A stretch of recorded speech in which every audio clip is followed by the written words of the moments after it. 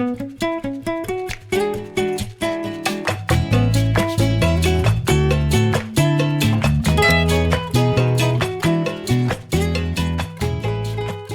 everyone, and welcome to the Art Equals Life podcast. I am your host, JT Dubs. And I am your co-host, Moose, and I'm slowly starting to hate my name. Why do you hate your name, Moose? Because it's something that a family member came up with from a supernatural reference, and I've used it for a long time, thinking about trying to come up with something else. But for now, we'll just stick with it. Yeah, well, you can always change your name. It might be confusing, but that's just part of life.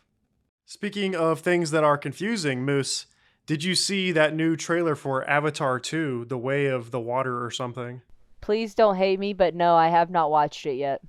What? Come on, Moose. You asked me to watch it. You even sent me the trailer, and I've just had some things going on. I just have not had the chance to watch Moose, it not yet. only did I send you the trailer, not only did I tell you to watch it, I also came to your house, played it for you on my phone in front of your own eyeballs while you closed your eyes and refused to watch it. So, I mean, I did all that I possibly could do.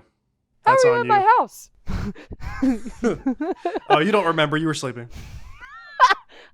Okay, fair. But I did try to pry your eyeballs open and do the Clockwork Orange thing. But I gotcha. You were just nah. So Yeah, just sure, kidding, sure. y'all. I did not actually break into Moose's house. This show is just satire. Nothing is real. I mean, unless. So I'm trying to think though. So okay, so you haven't seen the trailer for Avatar, but wait, you saw Doctor Strange though, right? I did. Multiverse of Madness was okay, absolutely but that fantastic. that trailer was right before that movie, Moose. Really? Yeah. Well, I guess I have my priorities straight on something else. Wow. So I mean, people always talk about the first Avatar being a forgettable movie. I guess the trailer for the second one was so forgettable that you didn't even remember seeing it while you were in theaters. Well, with the first Avatar, I thought it was great, but I mean, that movie came out when I was 10 or 11 years old, maybe younger. I'm not too sure. That sounds about right. I know I saw it with my mom when I was 12. I remember I was in elementary school because that's when 3D movies were real big. Man, they were so big for so long. I'm kind of glad that phase is mostly over. Yeah. Speaking of things that are mostly over, we're gonna bring it back up. What about that Chris Rock, Will Smith slap?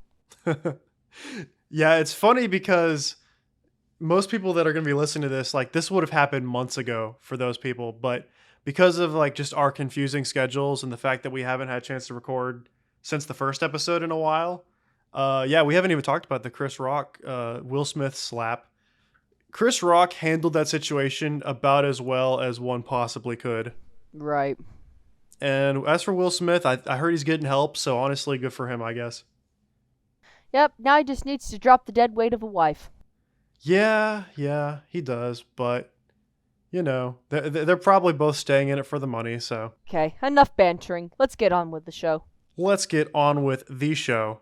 So, today we're going to be talking about, I guess you'd call it well, it's kind of hard to put it into words, because this was advertised originally as a comedy special for Netflix, but really it's more of a movie, it's more like a musical film, I think is what I would classify it as if I had to classify it as something. But we are talking about Bo Burnham's Inside today.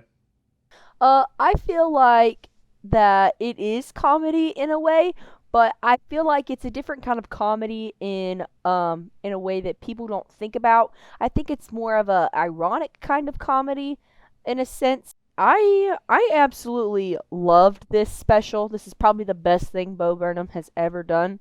And I'm a big Bo Burnham fan. I've loved him since I was in the 5th grade. Now, I hate to admit, I was very young, so I didn't really understand what a lot of his old stuff meant. I just, heard it and thought it was funny, but now that I'm older and I've went back and researched for this episode, and I've listened to a lot of the old stuff that he came out with, I'm just like, oh my lord, why was a fifth grader listening to this stuff? That is true. I don't believe I started listening to him until I was, I think, a freshman in high school. So that would have been about 10 or 11 years ago. So, but yeah, you as a fifth grader, I don't know. that's Yeah, well, see, that's I a had an little older young. brother. Well, that makes total sense then, honestly. My brother was in the eighth grade when I was in the fifth grade. So he was a lot older than I was. He was 2.5 years older than me. So there was I mean, it doesn't seem like there would be a huge age gap there, but there really was because we were in two different types of social groups. I do think the Especially younger sibling does always get exposed to more interesting stuff at a young age because of the fact that they've got the older sibling. For me, I'm the oldest in my family, so I didn't have an older sibling for that, but I know for a fact that there were a lot of things that my sisters watched with me probably because I was older and I was watching it. So, Well, for me, it was more so my brother would come to me and be like, "Yo, you gotta hear this. It's so funny." And then he would show me. Like, I think the very first oh yeah. song by Bo Burnham what I ever heard was fictional character Rehab. Oh, that's a good one. Yeah, yeah. I was in fifth grade. Just keep Yeah, that I in think mind. I think my first exposure to him was the Words Words Words music video, and I just remember it was really trippy. And I think what drew me to Bo Burnham originally, which is kind of different than why I would listen to him now, but what originally interested me about him was the fact that that song in particular had so many double meanings. Right. And back then, a lot of his songs were focused more on that. Like he still does that sometimes, but that was kind of his thing. Was that like a lot of his references were he had a lot of like literary references and references to things that I learned in school, and to a degree, there was almost an educational level of some of the things he'd reference. But of course, he would kind of put like a really just kind of vulgar spin on those concepts. And so it kind of felt like it was cool because it was kind of like you were learning stuff listening to him, but you were also laughing because it was so silly and just vulgar and ridiculous. That's kind of a funny thing that you say with him being educational because a lot of that stuff is with where he was in life.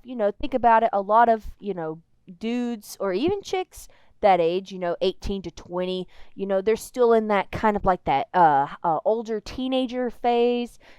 Everything's funny when it's vulgar. I mean, he was literally a But teenager when he started these. I mean, I think he was like 16 when he did his first YouTube videos. And I right. guess what I'm saying is a lot of his early work did seem pretty well influenced by school subjects and things he was learning and history and literary references and math. And Oh yeah, of course. you can tell that very early on he's influenced by whatever he's thinking about at the time, which at the time, is high school issues and schoolwork. You really hear the growth of this man and how he like changes and how he learns that hey, a lot of the shit that I did in my teens and my 20s, I was a little asshole. Like like a lot of the stuff I did was, I hate to say it, but was racist, very inappropriate. He still had a little bit of sexual things inside, but it was nowhere near as vulgar as a lot of his old stuff was. I mean, It you're was seeing the like difference though between the maturity level of a 16-year-old in a versus a 30 30-year year old. old. So Right. it's very different your priorities at those ages. Right, exactly. So it's like it's nice to see, like that he has a lot of self-awareness.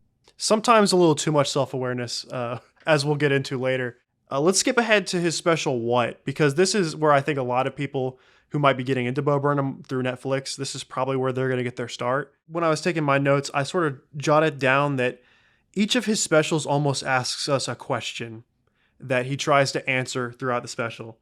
For What, I found that the question was, who is Bo Burnham? And I thought that the theme of this special really was, who is he as a person, and like how can we learn about him? Because he's playing a persona, he's repressing a lot of his psychological trauma and his anxiety and depression. But I also found that one theme that kind of ran or one stylistic element of this special is this one was a lot more absurdist and focused on subverting expectations. I would say as almost like the primary examples of comedy, more so than the other two specials we're going to talk about. He talks about his depression, but he kind of uses his comedy to cope with it, as sort of we've seen in the song like Sad. He's very much misunderstood in his life. That song where he's got the different people talking to him and he mismatches their voices to say, "We think we know you." And to me, that song really did strike. And that's kind of the finale of this special, was just sort of him coming to grips with the fact that nobody really knows the real him. And since he became famous, everybody just sort of assumes that they know him. They think that he's arrogant. They think he's just this nerdy comedy guy that they want to, show off to their friends and be like, "Oh yeah, we were totally friends in high school, even though I never talked to you." You could definitely tell that what came out in the sort of middle of his career, it was after his first original like YouTube videos stuff where he's just kind of experimenting. And I feel like what is kind of where he's starting to really find his style as a creator. And there's a lot of really good songs in it too. Left Brain, Right Brain is probably my favorite, but I Oh would yeah. say like he's really finding that introspective style and is finding an identity in that special.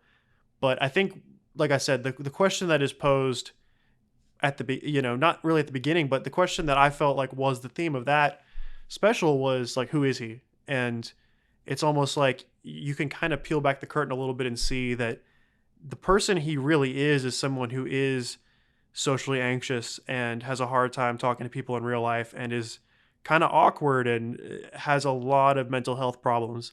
But he's putting on a persona of, "Oh, I'm confident, I'm arrogant, I think I'm better than you people." And so that kind of dichotomy is interesting. And also the dichotomy between his left brain being logical and his brain being creative and emotional. And it almost like, I feel like that special above anything else feels like a diary of just like this guy who's just, I think he was a couple years out of high school. I think he was like 21 or 22 when he was doing this one. So he very much like was still figuring out who he was. So I thought that was kind of the theme. What do you think though about that idea of who is he? You really kind of get an idea of what he's hiding too. He brings that up in Inside. I started having panic attacks on stage. I had the worst anxiety. Well, I don't think that actually happened until Make Happy.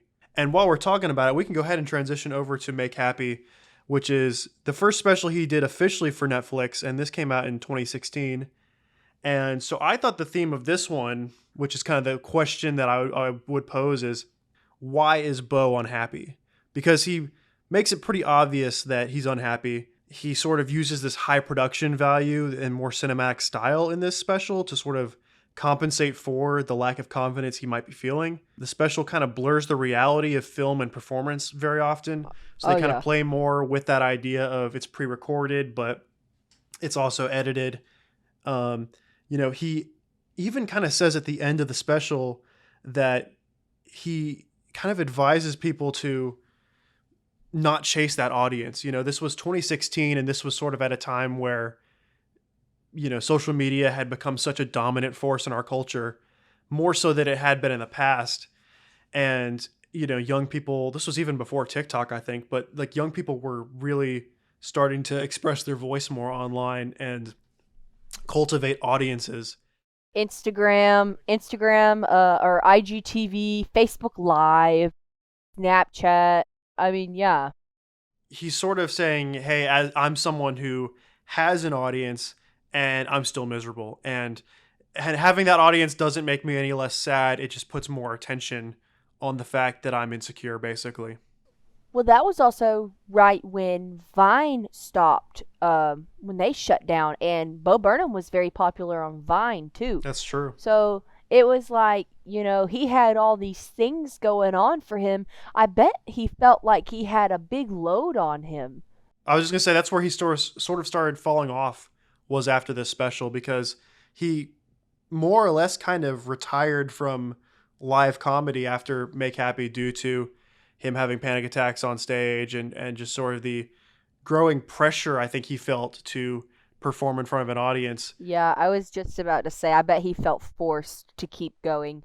But yeah, so basically, Inside came out about a year ago. I think it's May now, and it was May when it came out last year. So, are you ready for my controversial hot take that only I have and literally nobody else has? Okay, go ahead. I'm totally alone in this one. Totally alone on this. Okay. Um, so when Inside first came out, I was actually not that big a fan of it. I did not like it that much.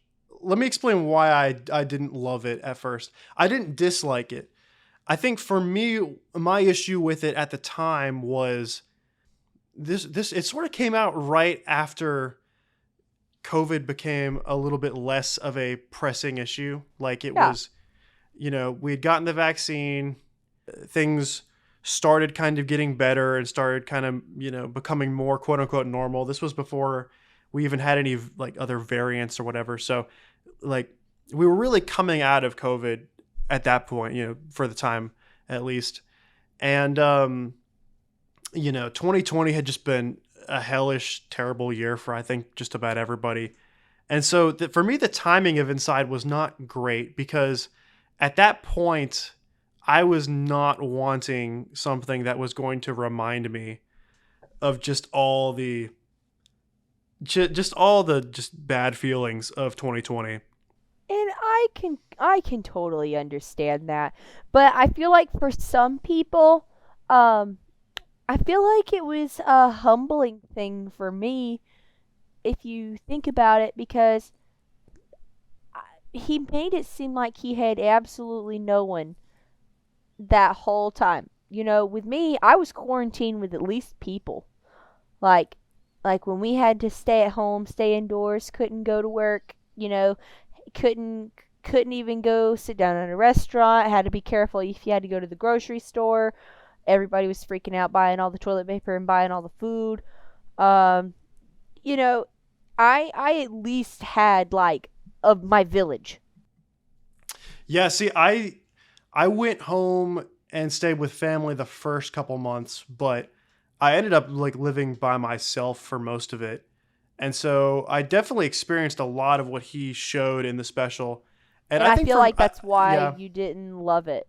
Well, and here's the thing, it was not like on a I didn't enjoy it at the time because it just kind of reminded me of so much that was going on in my own life and I wasn't really ready to reflect on it yet. I really just like when I heard he was doing a stand-up special, I thought, "Oh, he's going to try to just be funny and it's going to be a good distraction from things." But instead, I wasn't really expecting it to hit the nail on Be the an head eye so hard. opener. Yeah. Yeah, and so it's funny though, and I also was going through something entirely else at the time as well. So it kind of left like a bad taste in my mouth, but I remember at the time thinking, well, I didn't love that special. Obviously the filmmaking was great, the cinematography was incredible, the lighting was amazing, the songs were great like um but at the time I was just kind of like, well, I didn't love it, but a couple of those songs were really funny. And so I went and I listened to some of those songs like Welcome to the Internet and White Woman Instagram and How the World Works. Like there were a few songs I really dug that I just listened to over and over and over because they really stuck with me. And then I just started listening to the whole album. And suddenly I was listening to the whole album every day. And then that album was like my number one listened to thing on Spotify for 2021. And so my journey with this film has kind of taken a complete 180 because I really didn't love it at first, but it was like something about it really kind of stuck with me. And, like I said, I, listened to the album a bunch. Like I still listen to it pretty often. And so now for this rewatch, I did rewatch the entire actual special for the first time since it came out. And I just actually love it now. I think I can appreciate so much more of what he was doing now. And I think some of it is just that my expectations have changed. My expectations going in was I just kind of wanted to be funny and just be sort of like, him satirizing the stuff that happened in 2020. I wasn't really expecting to be this emotional journey the way it was. And I also kind of think that, I don't know, it's like Inside, it doesn't really give you a whole lot of solutions to the world's problems, but it does kind of have a cathartic feeling of, we're going through this stuff together. And, I said the other two specials had sort of questions at their themes. I think Inside's question was, how can Bo cope with being unhappy now that we've determined that he's just unhappy? And I think what he showed us really is that there is no there's no clear answer to dealing with this stuff. It's just that we kind of have to keep going despite it. And I sort of saw the ending where he goes outside and he gets locked outside of his house.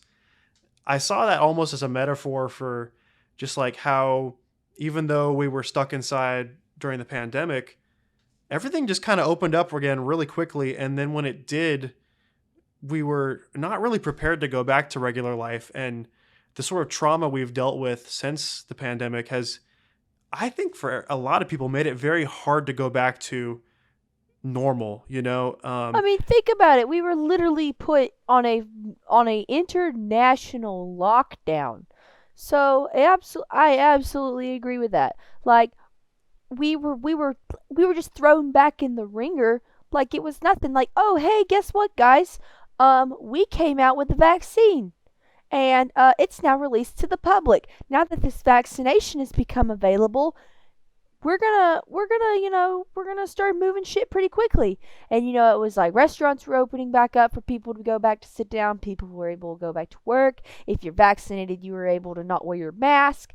I mean, and it was all happening fast. Well, and I just remember too, it was around the same time Inside came out that I started working my current job. And I just remember that adjustment to going back to working in the real world environment. Even though I had done it a little bit while I was still in college during the pandemic, everything was so much more open when we kind of came back. And I still think it's a little bit hard to adjust back to regular life after things happened. Because, I mean, you look at the issues now with like the sort of mass exodus of people quitting their jobs and a lot of people retiring early and the great resignation. I'm sure it happened in the rest of the world too, but as far as my perspective is, I can only see it from an American perspective. But I do see it that America kind of had an existential crisis with this pandemic. And even though everybody was rushing to get back to normal, it still kind of feels like people haven't fully adjusted to going back to normal, because we've seen just so much crazy shit that has just kind of traumatized us. And we're kind of rushing back out into things without really fully coping with what we went through and going through the natural growth of things. So it'll be interesting to see how this special continues to age. Because like I said, I think after a year, I think that it's aged really well. It'll be interesting to see kind of where people are with it and what they think about it in 5 years, 10 years. I think it's kind of a little bit of a time capsule on its own of just the time that it came out. It's literally a special that's one of its own kind. Like, there's nothing like this. And now a word from our sponsors. Have you ever thought to yourself, why am I still single? Is it the way that I dress? My receding hairline? The fact that I don't use deodorant? What am I doing wrong? I just want someone to at least have a one-night stand with me. Well, look no further. Grab your phone and download Blunder. With Blunder, you can find the hookup you want, be catfished, or get left on red by everyone because of your shitty profile bio. Dang, I haven't had any action in forever. Let me check out Blunder and see if I can find any hot babes that want some of this JTD! Yo, I got a message that fast? Let me read what it says. Never in a million years. Also, delete that pic of you holding the fish while you're shirtless. You look like a tool bag. What the fuck? Ha ha ha. Oh, the fish pic. When will those silly humans learn? Blunder. Even with this dating app, women won't want you, but men might. Download today. And we're back. So, Moose, one of the themes that was pretty prevalent through Bo Burnham's Inside was the theme of isolation. And so what are your thoughts on how the film kind of related to isolation, especially during the pandemic, which is something that I think a lot of us can relate to. In my opinion, I believe that isolation is a good word to use is because the fact that as continue to watch, you get to kind of see like I mean the movie is or the special itself was pretty raw. Um you know, you get to see how it like started to take a toll on him, and that was the only thing that he had to do, and if he ended that special that he would have nothing else to do and he would basically just have nothing. He had to try to entertain an audience when there wasn't an audience there, but that was the only thing that was keeping him going through the pandemic. um I feel like that's something that's really hard to do. You really got to see how depressed he was and how he thought of, suicide. And this is a trigger warning, by the way, anyone who's listening. You know, if this is something that, if this topic is very, touchy for you, I suggest, skipping ahead a little bit. But we are talking about, poor mental health along the lines of depression and, suicidal thoughts and uh, that kind of stuff. But, he mentions a few times that killing yourself, he's not going to do it because there's no reason to, but that's how he feels, how he felt like he wanted to die, how he had nobody, um, and the only thing that he had was the special. And so he was like, I'm just going to keep it going forever because if I keep it going forever, then it never ends and I'll never be alone. I think also it speaks to the amount of pressure he put himself under Oh, for yeah. this, because most of us during the pandemic had to keep going about our lives. In some ways, we had to keep finding a source of income, and we had to keep things moving in our own lives to whatever extent we could. Bo, he was under a lot of pressure because he mostly self-imposed, but he, wanted to get this thing out and he wanted to get it made during the pandemic. And you can definitely tell that it was just a grueling process for him. I mean, he did everything. He filmed it himself. He wrote everything. He recorded the music. He edited it. I mean, he did just about everything production wise for this. And you can just sort of see that it took a toll on him a lot. I do want to say as well, I don't know the true extent to which he legitimately dealt with isolation. In real life, I know that I believe he like lives with his girlfriend, and he stayed in a much nicer house than what was depicted. The house that's actually in the film is his guest house in real life, which is just connected, or it's like right in his backyard or something. Right. So you do have to take with a grain of salt some of the stuff he's going through. You have to almost look at it like he's playing a character, and it's very much in the same way that when I said he was putting on a performance in What or Make Happy, it's the same thing where I think a lot of the things his character goes through in the film is also things that he experienced, but Yes. he did not experience them in this way. He was not sleeping on the floor every night, most likely. He was not completely isolated by himself. The film does not really try to inflict a whole lot of realism. You never see a scene where like he gets groceries delivered or something, or you don't really see him going about the normal things that one would have to do during the pandemic. He's going through mentally the things that I'm sure he was actually going through, but I'm sure he was going through them in real life in a more comfortable setting with at least another person around him. Or maybe the California lockdowns really were that hardcore. I don't know. They were much more hardcore than where we're from. So California and New York, they were the two states that had the most COVID cases. because they have the highest populations. Mhm. So on the subject of isolation, I actually pulled an article for this episode. The article is called "The Effects of Social Isolation on Mental Health," and it's from the Baton Rouge Behavioral Hospital. This was written on April 16th of 2022, so it's kind of more relevant as sort of a retrospective on the effects the pandemic had on people's mental health. So just to list off a few of the effects they talk about, they say that a spike in anxiety and depression happened, obviously, faster cognitive decline and Alzheimer's for older folks, a lot of increased stress as well as like financial stress, a lot of drug and alcohol use, which has spiked a lot during the pandemic, and then higher blood pressure and heart disease among people.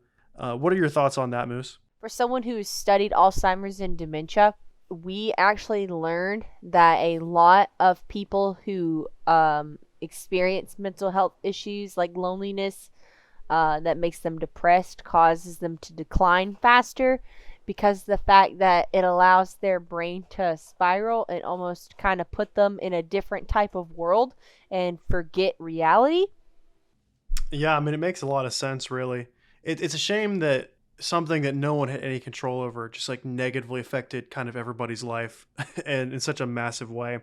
The increased stress part I can totally see, because the fact that uh, you don't have anyone to vent to, there's no social interaction, in order to be able to help you. Stress can cause your body to go through physical changes. You can cause you to have panic attacks, which can cause like heart problems, chest pains, mental health issues. One of the number one things that mental illnesses affect is your stomach. So you can always have like you're not eating well, so you lose weight. Your stomach's always hurting. You're nauseous. You throw up all the time. Isolation can really cause you to go through a lot of things. The drug and alcohol use I can see because they're trying to fill that void from their isolation. Yeah, for Um, sure. I believe that they're just trying to comfort themselves in a way, trying to numb that pain. And using drugs and alcohol can honestly make you not care that you're alone, because the fact that they make you feel good in that moment when you're using them. I'm not saying that it's okay. I can understand why a lot of people would turn to it. Absolutely. I mean, people just went through so much more than we're accustomed to in the span of a year and a half, 2 years. And I just really hope that, if anything, this experience taught everybody something and that we were able to use it positively. I know for me, I dealt with a lot of isolation at the beginning of the pandemic for the first 6 months or so. And, I didn't see a ton of people in that time. But I remember at a certain point, like a couple months in, it really kind of occurred to me that I was finding a new sense of independence among myself, or a new sense of independence within myself, really. And I really actually ended up thinking that it was kind of cool how I was learning to sort of survive on my own and learn how to do more things for myself and not rely on other people for things. And I was still able to have some social outlets by, video chat with friends and a lot of good phone calls. And I remember I was on the phone with my friends or family just about every day. We played a lot of online video games, and it definitely was a stressful time, but it was good to be able to get through that time with the support of others while also being able to completely support myself on my own. So for that, I would say it made me a stronger person, but it was also just a lot that I didn't really want to have to deal with at that point. But the article goes in depth though when they talk about how self care is really important for people dealing with isolation.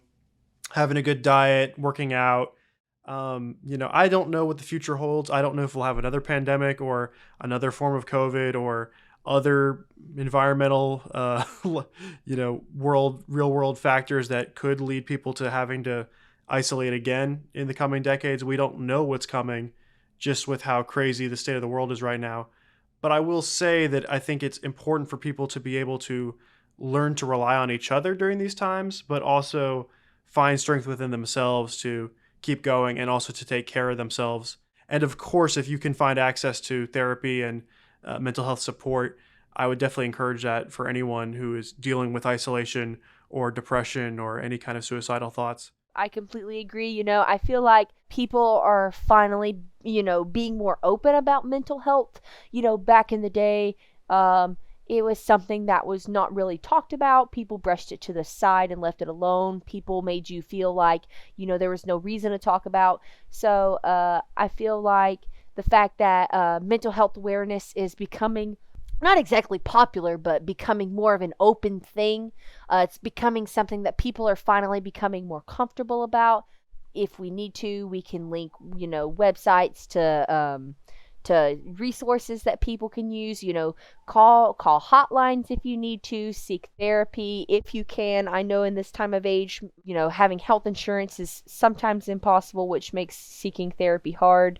But there are, things that you can do to help lower the costs. Find someone that you can confide into to talk about. Don't be afraid to ask for help, even if it means, taking a groupie sock vacation and speaking with a doctor, consulting the doctor, and finding some sort of medication, that can help you, or medications together that can help. We all have different tools at our disposal based on, material conditions in our life. But I would say that it's good to create as much of a support system for yourself as possible. Well, Moose, it's been great talking to you about this issue, and it was really fun Of course. getting to relive some memories of over a decade of memories of Bo Burnham and his great content. Oh, For yeah. anyone who hasn't seen Inside yet, go check it out on Netflix. That has been Art Equals Life. Peace out.